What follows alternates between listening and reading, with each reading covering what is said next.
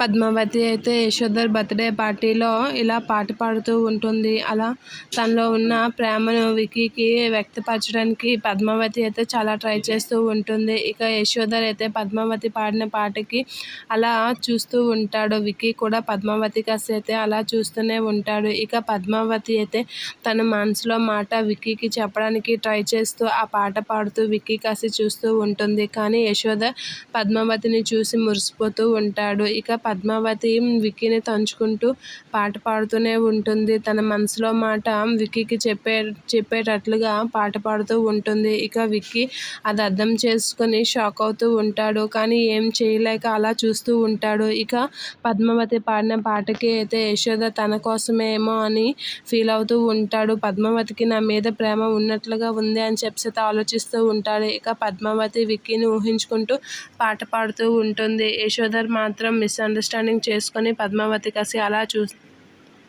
ఉంటాడు. ఇక అది తెలుసుకొని విక్కీ అయితే పద్మావతికి చెప్పడానికి ట్రై చేస్తాడు. కానీ ఏం చేయలేక అలా చూస్తాడు. ఇక పద్మావతి అయితే విక్కీ కోసమైతే పాట పాడుతూ ఉంటుంది. ఇక విక్కీ పద్మావతిని అలా చూస్తూ ఉంటాడు. ఇక పద్మావతి విక్కీ కాసి చూస్తూ ఉంటాడు.